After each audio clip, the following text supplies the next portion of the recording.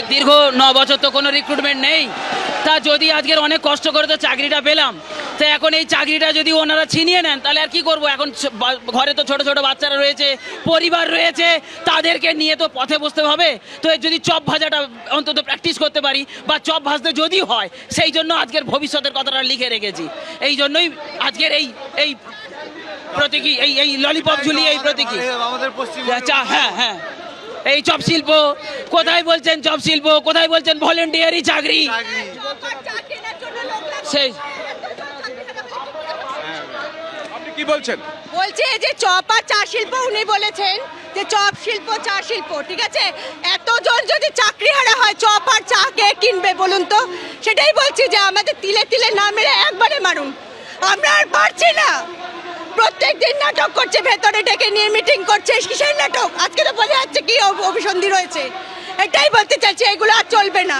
নিচে উনি আসুক, এখানে দাঁড়িয়ে উনি কথা বলুক। আমরা এটাই দাবি, উনি এখানে দাঁড়িয়ে এসে কথা বলুক। আপনারা এরপর করবেন কি এখন?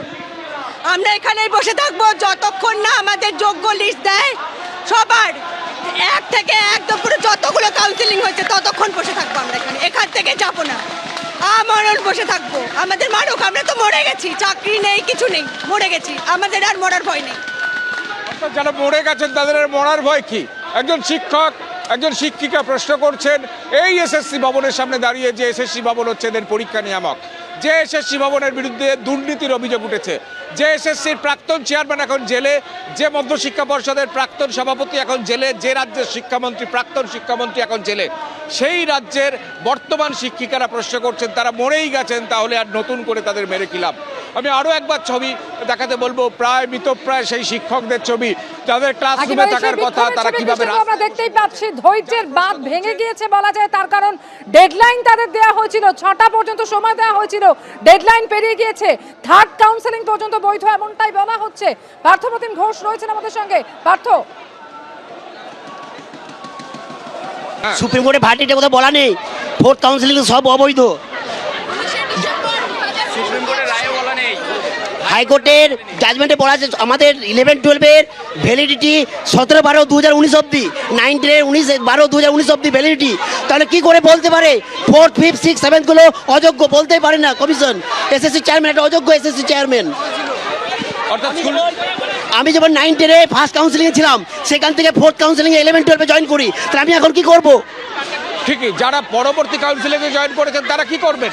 তারা প্রশ্ন তুলছেন, তারা যোগ্য, তারা পয়সা দেননি, তারা ঘুষ দেননি, তারা মেধার জন্য চাকরি পেয়েছেন, তারা এখন কি করবেন?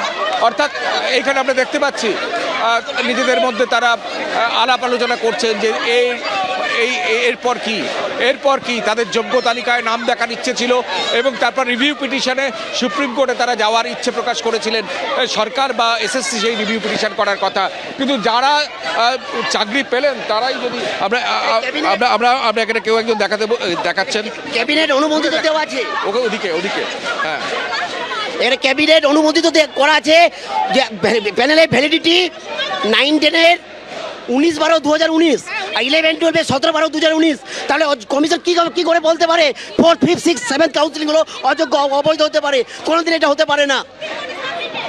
অর্থাৎ কমিশনের ভূমিকা নিয়ে প্রশ্ন উঠছে। এখনো যে বৈঠক হচ্ছে, আজ থেকে 8th কাউন্সিলিং কোনো কাউন্সিলিং অবৈধ হতে পারে না, অর্থাৎ অবৈধ হতে পারে না। আমরা দেখতে পাচ্ছি পুলিশের ছবিটা আমি দেখাতে বলবো আমাদের ক্যামেরা পার্সনকে। পুলিশের ছবি, কার্যত নীরব দর্শক, পুলিশ আটকাচ্ছে স্কুল সার্ভিস কমিশনের ভেতরে যাতে কেউ প্রবেশ করতে না পারে।